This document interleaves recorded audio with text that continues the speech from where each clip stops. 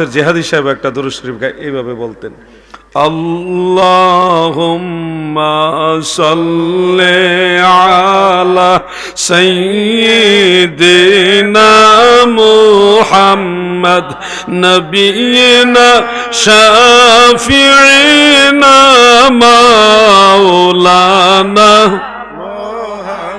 এটা মুফতি আবু নাসের জিহাদি সাহেব, উনি এইভাবে বলতেন। আর মাওলানা আব্দুল বারী জিহাদি এবং মাওলানা আব্দুল মান্নান জিহাদি, ওনারা আরেকটা দুরূদ শরীফ পড়তেন, ভালো লাগে এগুলো। আল্লাহুম্মা সাল্লি আলা সাইয়্যিদিনা মুহাম্মদ নবিয়িনা শাফিঈনা মাওলানা মুহাম্মদ। আল্লাহুম্মা সাইয়্যিদিনা মুহাম্মদ নবিয়িনা শাফিঈনা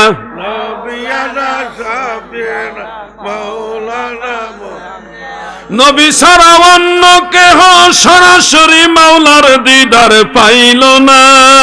রাইতু রাব্বি আযজা ওয়া জাল্লা ফি আহসানি সূরাতিন, মেরাজ রাত্রির ঘোষণা। আল্লাহুম্মা সাল্লি আলা সাইয়্যিদিনা মুহাম্মদ। মারহাবা। এই ছাত্র, এই দুরূদ শরীফ পড়ো, এটা ঘুমাস গেলে দুরূদ শরীফ পড়ো। মাওলানা মুহাম্মদ। আল্লাহুম্মা পড়ো পড়ো পড়ো, তোমরা পড়ো। মুহাম্মদ নবিয়িনা শাফিঈনা সাল্লু আলাইহি ওয়া সাল্লিমু তাসলিমা। পাক কুরআনের ঘোষণা, নবীর উপর দুরূদ পড়া, নবীজিকে সালাম দেওয়া, স্বয়ং আল্লাহ পাকের ঘোষণা। আল্লাহুম্মা সাল্লি আলা সাইয়্যিদিনা মুহাম্মদ নবিয়িনা শাফিঈনা মাওলানা মুহাম্মদ। আল্লাহুম্মা সাইয়্যিদিনা মুহাম্মদ নবিয়িনা শাফিঈনা মাওলানা মুহাম্মদ। আমার দাদু এই কথাগুলো আপনাদেরকে বললাম, এটা গরম পানি, অন্য চা না, আপনারা হিংসা করেন না। আবার যে হুজুর একলা একলা খাইতেছে, আমরা দেয় না, হিংসা করেন না। এটা গরম পানি খাওয়ান লাগে তো, নাহলে তো চলে না, বুঝছেন না। একটা চিল্লাই দেখেন না, আধা ঘন্টা 1 ঘন্টা গলা ভেঙে গেছে। আমরা তো আল্লাহ চালাইতেছে, আমার তো বুম বাস্টিং মার্কা গলা, তাই না? তো এটা গুরুত্বপূর্ণ যে কিছু কথাগুলি আপনাদের বলতেছি, এগুলি আমল করবেন, আমলে আউলিয়া। আর আমল ছাড়া যতই চেষ্টা করেন যে নবী প্রেমিক হয়ে গেছি, না রে ভাই, গুড়ার ডিম, আপনি কিচ্ছুই হইছেন না। আল্লাহর রসুলের কথা আপনি মানেন না, আপনি কিসের নবী প্রেমিক? আপনাকে নবী প্রেমিক হইতে হবে, আমলও করতে হবে। ইন্নাল্লাযীনা আমানু ওয়া আমিলুস সলিহাত, ঈমানও আনতে হবে, নেক আমলও করতে হবে। আপনি যদি চেষ্টা করেন তাহলে আপনার রাস্তা সহজ। চেষ্টা না, শুধু কইলেন যে আমি সুন্নি, এটুকু বললে নামাজও পড়েন না, শুধু সুন্নি বলেন, এতে করে নবীর দলের বদনাম হইতেছে না? কেউ আপনার কারণে নবীজির দলের বদনাম হয় না? তো এই বদনামটা যদি আপনার কারণে হয়, তাহলে এটার জন্য আল্লাহ রসুল কষ্ট পায় না? তাহলে শুধু সুন্নি দাবি করলে হবে না, আমাদের নামাজ কালামও পড়তে হবে, চেষ্টা তো করতে হবে ভাই। এই চেষ্টাটাই আপনাদের কাছে আমাদের চাওয়া। আরেকটা আমলের কথা মনে পড়েছে, আমি বলতে চাই, বলবো? আজকে আমলের ওয়াজ ধরছি, দরকার নেই। হুজুর জীবনে অনেক গুনাহ করেছি, অনেক বেশি পাপ করেছি, এত বেশি গুনাহ করেছি যে আল্লাহ আমাকে ক্ষমা করবে কিনা জানি না। হুজুর আমি কি আল্লাহর সেই দরবার থেকে ক্ষমা পাবো? এই ধরনের আশা বা এই ধরনের চিন্তা যাদের মনে, তাদেরকে বলে যায়, ভুল্লার নবীর প্রেমিকেরা শোনো, ভয় পায় না। আমার আল্লাহ বলেছে, লা তাকনাতু মির রাহমাতিল্লাহ ইন্নাল্লাহা ইয়াগফিরুয যুনুবা জামিআ। আল্লাহ বলেছে, আমার রহমত থেকে নৈরাশ হয়ো না, নিশ্চয়ই আমি আল্লাহ তোমাদের সমস্ত গুনাহ মাফ করব। ইন্নাহু হুয়াল গফুরুর রহিম। আল্লাহর রহমত থেকে নৈরাশ হওয়া যাবে না। এর মধ্যে একটা আমল আপনাদের করতে হবে। কিটা হইছে? খিচুড়ি হইছে না কিছু আইছে? ওই যে তাবারক আইছে তো, একদম দেখছি তো। আপনি পিছনে চাইলে তো আমারও মনোযোগ নষ্ট হয়। আপনারা মনোযোগ আসেনি? অনেক বেশি গুনাহ করেছেন,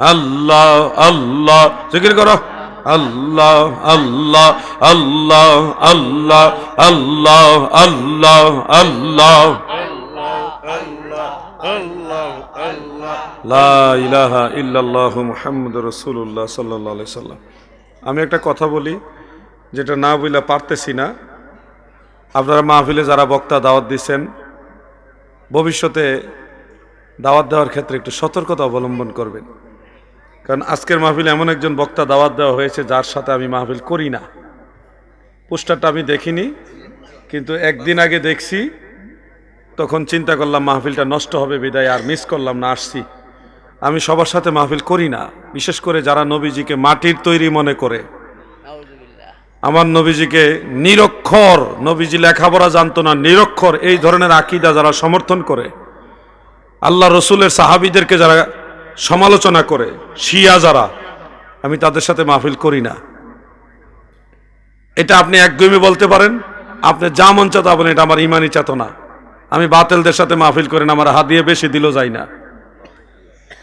আপনাদের মাহফিলে এমন একজন বক্তা দাওয়াত দেওয়া হয়েছে যে শিয়া মতালম্বীদের সমর্থন করে, ভণ্ড এবং যারা মাজারে সেজদা করে তাদেরকে সমর্থন করে, নবীজিকে নিরক্ষর যারা বলে, আল্লাহ রসুলকে যারা মাটির তৈরি বলে তাদেরকে সমর্থন করে। যেই হোক, ভবিষ্যতের জন্য সতর্ক হবেন। আপনাদের যার খুশি তারে দিয়ে ওয়াজ শোনেন, আমার তো এখানে আপত্তি করার অধিকার নাই, কিন্তু আমাদেরকে যখন দয়া করে আপনারা মেহেরবানি করে দাওয়াত দিবেন, এই ধরনের বক্তাদের সাথে দাওয়াত দিবেন না প্লিজ। এতে করে আহলুস সুন্নাহ ওয়াল জামাতের যে পবিত্রতা, এটা নষ্ট হয়। আমরা সুন্নি, আমরা শিয়া নই, আমরা হকের কথা বলি, মদিনাওয়ালার কথা বলি। যারা নবীজির মাটির তৈরি বলে তাদেরকে আমরা সুন্নি বলি না, এগুলি বাতিল, নবীর দুশমনেরা। মাটির ব্যবসায়ী কখনো সুন্নি হতে পারে না। বলবেন আমি মাটির তৈরি বলি না, কিন্তু আপনি তো সমর্থন করেন না। বলেন সমর্থনও তো করা যাবে না। আমার নবী নূর, বলেন আমার নবী কি? জোরে বলেন আমার নবী কি? নূরে মুজাসসাম, নাও লাখো সালাম, তোমার প্রেমে পড়ি মোরা মিলাদে কিয়াম। তোমার নূরে সৃজন হলো দুনিয়া তামাম। তুমি হলে কাবার কাবা, তুমি হলে কাবার কাবা, নবী আকরাম। নূরে মুজাসসাম, নাও লাখো সালাম, তোমার প্রেমে পড়ি মোরা মিলাদে কিয়াম। আমাদেরকে টাকা দিয়ে কিনতে পারবেন না, কিন্তু নবীর কথা বললে আমরা মাটিতে বসে আপনার কথা শুনবো। আমরা নবীর পাগল, টাকার পাগল না। হ্যাঁ, টাকা লাগবে না তা না, টাকা ছাড়া চলাও যায় না, কিন্তু শুধু টাকা দিলে আপনার কাছে আমি দৌড় দিব না। আমি দেখবো আপনার আকীদা ঠিক আছে কিনা। আল্লাহ রসুলের আহলে বাইতকে গালাগালি করা যাবে না, তাইলে ইমান থেকে খারেজ হয়ে যাবেন। নবীর সাহাবীদেরকেও গালাগালি করা যাবে না। আমরা সুন্নি, আমরা আহলে বাইতকে ভালোবাসি, পাক পাঞ্জাতন ভালোবাসি, ঠিক কিনা বলেন? আমরা সাহাবীদেরকেও সম্মান করি, কারো সমালোচনা আমরা করি না। আমরা খারিজিও নই, আমরা শিয়াও নই। খারিজিরা সাহাবীদের সমালোচনা, হযরত আলী রাদিয়াল্লাহু আনহু সমালোচনা করে খারিজিরা, আর শিয়ারা হযরত আমিরে মুয়াবিয়া রাদিয়াল্লাহু আনহু সমালোচনা করে।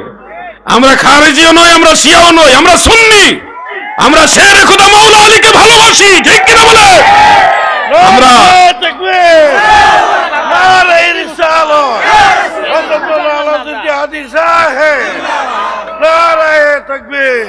আমাদের পরিচয় আমরা হুসাইনি মুসলমান। আমরা ইমাম হুসাইনকে ভালোবাসি, আমরা ইয়াজিদের দলকে সমর্থন করি না। যার কারণে চট্টগ্রামে এক মসজিদে নামাজ পড়তে গিয়েছিলাম, সেই মসজিদের খতিব বলছে ইয়াজিদ সাহাবী। আমি খামোশ বলে সাথে সাথে ধরে ফেলেছি, বলেছি ইয়াজিদ সাহাবী নয়, সে বেঈমান। আল্লাহর হাবিব পর্দা নিয়েছেন 11 হিজরিতে, আর ইয়াজিদের জন্ম হয়েছে 26 হিজরিতে। নবীজির পর্দা নেওয়ার প্রায় 15 বছর পরে হলো ইয়াজিদের জন্ম। সে সাহাবী হলো কিভাবে? সেই খতিব জবাব দিতে পারে নাই। জুমার সময় আমি তাকে প্রতিবাদ করছি, আসরের আগে তার চাকরি শেষ। এটা আলাউদ্দিন জাহাদি। যাই হোক, এ কথাগুলি না বললে আবার আমার ইমানি ব্যাপারে দুর্বলতা প্রকাশ পাইত। যেই হোক বক্তা, আমি কারো নাম বলিনি, আপনাদের বলবো না, কিন্তু যারা বুঝেছেন তারা বুঝছেন। ভবিষ্যতের বেলায় আপনারা সতর্ক হবেন। আপনার মনে চাইছে যাকে খুশি আপনি মমতাজরে দাওয়াত দিয়া গান শুনতে চাইলে বাধা দেওয়ার রাষ্ট্রীয়ভাবে কোনো আমার অধিকার নাই। কিন্তু আপনাদের মনে রাখতে হবে, ঈমান আকীদা যদি ঠিক না থাকে তাহলে কিন্তু আমও যাইব, সালাও যাইব। হ্যাঁ, জানাজার নামাজের পরে দোয়ার বিষয়ে আমার দাদু ভাই যে কথাটা বললেন, আমাকে যদি বলেন জিহাদি হুজুর আপনারা জানাজার পরে দোয়া করেন কেন, আমি বলবো আমার দয়াল নবীজি জানাজার পরে দোয়া করেছে, এই জন্য আমরা করি। নবীজি যেদিকে আমরা ওদিকে যেতে পারবো কিনা বলেন? যুবক ভাইরা বলেন, নবীজিকে অনুসরণ করা যাবে কিনা বলেন? জিহাদি হুজুর আল্লাহর নবী কোন হাদিসে আছে জানাজার পরে দোয়া করেছে? মেহেরবানি করে বলুন। আমি বলবো ভাই আমার, দিলের কান লাগায় শোনো, সহিহ মুসলিমের 2276 নম্বর হাদিস, আন্তর্জাতিক হাদিস নাম্বার। এটা অ্যাপসের মধ্যে মিল থাকতেও পারে, নাও থাকতে পারে। 2276 নম্বর হাদিস, সেখানে উল্লেখ রয়েছে হযরত আউফ ইবনে মালিক রাদিয়াল্লাহু তাআলা আনহু বলেন, সাল্লা রাসূলুল্লাহ সাল্লাল্লাহু আলাইহি ওয়াসাল্লাম আলা জানাজাতিন فحفظت من دعائه وهو يقول اللهم اغفر له وارحمه الى اخر الحديث।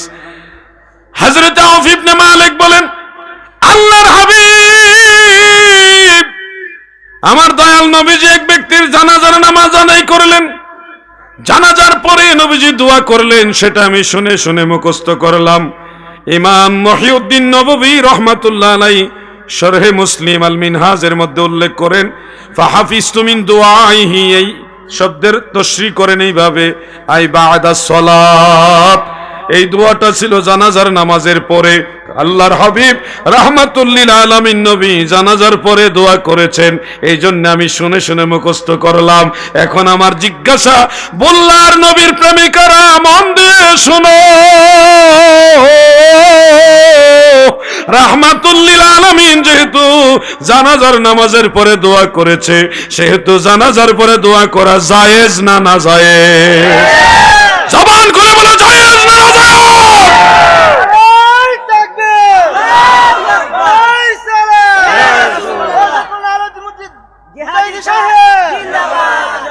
আপনি যদি বলেন আমি দোয়া করব না, আপনার ব্যক্তিগত ব্যাপার, আপনি চলে যান। আপনি দোয়া করতে চান না, আপনি চলে যান, আপনাকে কেউ জোর করে না। মনে রাখবেন, একদিন আপনি ওই মৃত ব্যক্তির খাটের মধ্যে আপনাকেও শুইতে হবে একদিন, সেদিন আপনারও দোয়া লাগবে। আপনাদের এমন কেউ আছেন যে আমার দোয়া লাগবো না? কেউ আছে নাকি যে আমার কোনো দোয়াই লাগবো না? এরকম আছেন কেউ? সবাইকে সেই খাটে শুইতে হবে, সেই জানাজার ময়দানে যেতে হবে। অতএব সবারই দোয়া দরকার আছে। দোয়া যেহেতু দরকার, অতএব এটার বিরোধিতা করেন না। আপনি দোয়া করছেন না, চলে যান। আরেকজনের সময় আছে, দোয়া করুক, কিন্তু এটা নিয়ে সমাজে ফিতনা সৃষ্টি করেন না। দোয়া আমাদের সবার দরকার। আপনাদের দরকার কিনা বলেন? আমার নবী যেহেতু দোয়া করছে, এখানে আর কোনো কথাই চলবে না। আপনি কবেন এমনে না হেমনে, কোনো কিতাবুল আন্দাজ চলে না। কিতাবুল আন্দাজ মানে কি? অনুমানের কথা, কোনো যুক্তি দিয়া নাজায়েজ প্রমাণ হয় না। আল্লাহ আমার ভাইদের বোঝার তৌফিক দেন, বলেন আমিন। আর কয়েকটা কাগজে লেখা আছে তো, রিসার আলাই প্রশ্নকারী সালাম দিয়েছেন, আসসালামু আলাইকুম, সবাই উত্তর দেন। মুসলমান এবং ইমানদার, ওনাদের মধ্যে কোনো পার্থক্য আছে কি? অবশ্যই আছে। মুসলমান এবং ইমানদারের মধ্যে পার্থক্য আছে। মনে রাখবেন এই কথাগুলো। ইমানদার মানে মুমিন, মুমিন এবং মুসলিম বা মুসলমান, এই দুইটার মধ্যে বিস্তর তফাৎ। আল্লাহ তাআলা কুরআনুল কারীমের একটা আয়াত এভাবে বলেছেন, ইয়া আইয়ুহাল্লাযীনা আমানুত্তাকুল্লাহা হাক্কা তুকাতিহি ওয়া লা তামুতুন্না ইল্লা ওয়া আনতুম মুসলিমুন। হে ঈমানদারেরা, তোমরা আল্লাহকে ভয় করো, ভয় করার মতো ভয় করো, ভয় করার মতো ভয় করো। কাদেরকে বলছে? ঈমানদারদেরকে। ওয়া লা তামুতুন্না ইল্লা ওয়া আনতুম মুসলিমুন, আর তোমরা মুসলমান না হয়ে মরো না। তার মানে ঈমানদারদেরকে বলতেছে মুসলমান না হয়ে মইরো না। মুফাসসিরিনে কেরাম তিনারা এটা ব্যাখ্যা করেছে, মুমিন দুই প্রকার। এক ধরনের মুমিন হলো মুমিনে নাকিস, ত্রুটিযুক্ত মুমিন, যাদের আমলে ত্রুটি আছে, ইমানের মধ্যেও দেখা যায় দুর্বলতা আছে। এগুলাকে বলা হয় মুমিনে নাকিস, ত্রুটিযুক্ত মুমিন। এই মুমিনে নাকিসে মুসলমানের মর্যাদা বড়, আর মুসলমানদের ক্লাসের চেয়ে মুমিনে কামিল যারা, তাদের মর্যাদা আরো বড়। সুবহানাল্লাহ বলেন। মুমিনে কামিল যারা, তাদের ব্যাপারে প্রিয় নবীজি বলেছেন, ইত্তাকু ফিরাসাতাল মুমিন, ইত্তাকু ফিরাসাতাল মুমিন ফাইন্নাহু ইয়ানজুরু বিনূরিল্লাহ। তোমরা মুমিনের অন্তরের দৃষ্টিকে ভয় করো, নিশ্চয়ই তারা আল্লাহর নূর দিয়ে দেখে। অন্য হাদিসে আছে তারা জমিনে দাঁড়ায় আরশে আজিম পর্যন্ত দেখে। তারাও মুমিন, আমরাও মুমিন, দুই মুমিনে বেশ কম আছে না নাই? আমরা হলাম মুমিনে নাকিস আর তারা হলো মুমিনে কামেল। এই জন্য নাকিস মুমিনের চেয়ে মুসলমানের মর্যাদা বড়, আর মুসলমানের মর্যাদার চেয়ে মুমিনে কামিলের মর্যাদা আরো বড়। এই হলো ক্লাসিফিকেশন, যেটা আহলুস সুন্নাহ ওয়াল জামাতের দৃষ্টিতে। মুখতাসার উত্তর দিলাম। পুরুষ এবং মহিলাদের নামাজের মধ্যে পার্থক্য কেন? পুরুষ এবং মহিলাদের নামাজের পার্থক্য করার মৌলিক কারণগুলো হলো সতর ঢাকা, লজ্জাস্থানগুলো যেন প্রকাশ না হয়। ইসলাম এত সুন্দর ধর্ম যে নামাজের ভিতরে মহিলাদের সতর প্রকাশ হোক, এটা আল্লাহ চায় না। যেমন পুরুষ লোক সেজদা দিলে তাদের জন্য সুন্নত তরিকা হলো দুইটা হাত একটু ফাঁক করে রাখবে, জমিন এবং বুকের মাঝখানে গ্যাপ রাখবে, যেন ছোট একটা বকরির বাচ্চা আপ ডাউন করতে পারে। এটা পুরুষের জন্য সুন্নত তরিকা। কিন্তু হযরত আলী, হযরত ইবনে আব্বাস, হযরত আব্দুল্লাহ ইবনে ওমর, ওয়াইল ইবনে হুজর রাদিয়াল্লাহু আনহুম, তিনারা রওয়ায়াত বর্ণনা করেছেন যে মহিলাদের সেজদা হবে তাজতামিউ ওয়া তাহতাফিজু, তারা জড়ো ছড়ো হয়ে এক অঙ্গ আরেক অঙ্গর সাথে লাগিয়ে নামাজ পড়বে, সেজদা দিবে। অর্থাৎ আমাদের মতো ফাঁক রাখবে না, তারা জমিনের সাথে বুকটা মিলিয়ে দিবে, হাতগুলি ছড়ায় রাখবে না, চাপায় রাখবে। পুরুষ ছড়ায় রাখবে, ফাঁক রাখবে, কিন্তু মহিলারা ছড়ায় রাখবে না, হাতও ছড়ায় রাখবে না, জমিনের সাথে বুকেরও গ্যাপ রাখবে না, মিশিয়ে দিবে। এতে করে মা বোনদের বুকের অবস্থানটা আরো ঢাকনা পড়বে, লজ্জাস্থান প্রকাশ হবে না। পুরুষ তাকবীরে তাহরিমার সময় হাত উঠাবে, কান পর্যন্ত, কানের লতি পর্যন্ত হাত তুলবে, সুন্নত। কিন্তু মহিলারা বুক বরাবর ইশারা করে হাত বেঁধে ফেলবেন। কেন? মহিলারা হাত যত উপরে তুলবে ততই তার সিনাটা ভেসে উঠবে, যেটা দৃষ্টিকটু দেখা যাবে। মা বোনদের ইজ্জত নামাজের ভিতরে হাত তোলার সময় যেন প্রকাশিত না হয়, এই জন্য তাদের হাত বেশি উঠানোর কোনো প্রয়োজন নাই। রাসূল পাক, সাহাবায়ে কেরাম, তাবিঈগণের হাদিস শরীফ, আসার থেকে এগুলি প্রমাণিত। এক কথায় বলবো, নামাজে মহিলাদের সতরের বিষয়টা বিবেচনা করেই নারীদের নামাজ পুরুষের চেয়ে একটু ভিন্ন করা হয়েছে। আল্লাহ তাআলা বুঝার তৌফিক দেন, আমিন। বিয়ের অনুষ্ঠানে গান বাজনা কি জায়েজ? বিয়ের অনুষ্ঠানে দফ বাজিয়ে ইসলামী সঙ্গীত এগুলি জায়েজ আছে, কিন্তু হরেক রকম বাদ্যযন্ত্র দিয়ে গান বাজনা জায়েজ নাই। একটা হলো দফ বাজাবেন, দফের তালে তালে ইসলামী সঙ্গীত গাওয়া জায়েজ, ফিকহে হানাফিতে এটার অনুমতি আছে। দফ, ঢোল না, ঢোল হারাম, দফ জায়েজ। দফ হলো এক সাইডে পর্দা আর এক সাইডে খোলা, বড় প্লেটের মতো দফ। হ্যাঁ, দয়াল নবীজি বলেছেন, আ'লিনু হাযান নিকাহ ওয়াজআলুহু ফিল মাসাজিদ ওয়াদরিবু আলাইহি বিদ্দুফুফি। তোমরা বিবাহের প্রচার করো এবং এই বিবাহ মসজিদে সম্পাদন করো, এই উপলক্ষে দফ বাজাও। এক বা একাধিক দফ আপনারা বাজাইতে পারবেন, দফ বাজানোর অনুমতি আছে। কিন্তু এছাড়া বাঁশি, হারমোনি, ঢোল, আরো কত কিছু আছে না, এটার নামও তো জানি না। এই যে হরেক রকম বাদ্যযন্ত্র, বক্স দিয়ে ডিজে গান, এগুলি সম্পূর্ণ বিদআতে মুহাররামা, কবিরা গুনাহ, হারাম।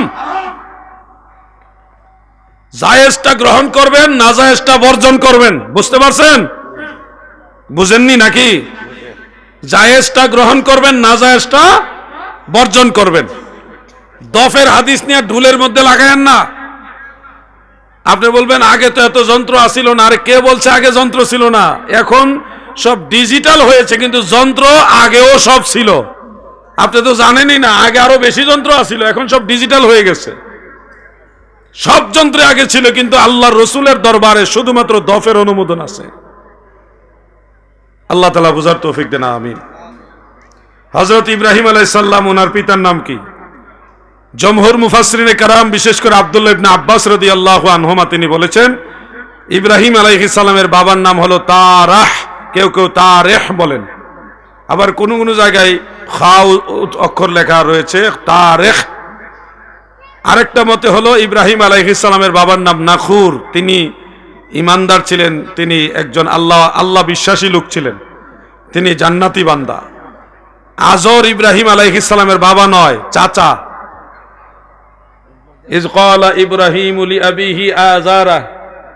লিআবিহি আযারা, আজরকে, তার বাবা আজরকে যখন বললেন, এটা কোরআন শরীফে আছে। এই আবুন শব্দ দ্বারা বাবা, চাচা, দাদা সবাইকে বোঝায়। আবুন শব্দ দ্বারা বাবাকেও বোঝায়, দাদাকেও বোঝায়, চাচাকেও বোঝায়। যেমন কোরআন শরীফের সূরা ইউসুফের মধ্যে একটা আয়াত আছে, ইয়াকুব নবী তার সন্তানদেরকে বললেন, আমার পরে তোমরা কার ইবাদত করবে? তখন সব সন্তানেরা উত্তরে বলল, ক্বালু না'বুদু ইলাহাকা ওয়া ইলাহা আবাইকা ইব্রাহিম ওয়া ইসমাঈল ওয়া ইসহাকা, যে আমরা আপনার এবং আপনার পিতা যারা তাদের রবের ইবাদত করব। ওয়া ইলাহা আবাইকা, আপনার বাবা যারা তাদের রবের ইবাদত করব। তারা কারা? ইব্রাহিম, ইসমাঈল, ইসহাক। তো এখন ইয়াকুব নবীর জন্মদাতা পিতা হলো হযরত ইসহাক আলাইহিস সালাম। ইসমাঈল আলাইহিস সালাম ছিলেন বাবার বড় ভাই, বাবার বড় ভাই মানে জ্যাঠা অথবা বড় চাচা। ইব্রাহিম আলাইহিস সালাম হলো ইয়াকুব আলাইহিস সালামের দাদা। অথচ আল্লাহ তাআলা দাদা, জ্যাঠা মানে বড় চাচা, বাবা, তিনজনকেই আবুন শব্দ দ্বারা পরিচয় করাইছেন। না'বুদু ইলাহাকা ওয়া ইলাহা আবাইকা, তার মানে আবুন শব্দ দ্বারা বাবা, দাদা, চাচা সবাইকে বোঝায়। জন্মদাতা বাবাকে বোঝায় আলাদা একটা শব্দ আছে, ওই শব্দটার নাম হলো ওয়ালিদ। ওয়ালিদ মানে জন্মদাতা পিতা। আবুন শব্দ দ্বারা জন্মদাতাও হইতে পারে, চাচাও হইতে পারে, দাদাও হইতে পারে। তো ইব্রাহিম আলাইহিস সালাম লি আবিহি আজার, এই আবুন শব্দ দ্বারা চাচা বুঝাইছে। আজর হলো ইব্রাহিম আলাইহিস সালামের চাচা। জি দাদু, দোয়া কি এখনই করে লেমু না শেষে? আচ্ছা তাহলে আলহামদুলিল্লাহ, আল্লাহ বাঁচাইছে। না আলহামদুলিল্লাহ, 12টা 1 মিনিট বাজে। শুকরিয়া আপনাদের সবার প্রতি, শুকরিয়া। আমার লেখা দুইটা বই আছে, নবীজি নূরের তৈরির পক্ষে, নূরে মুজাসসাম, এটা 200 টাকা।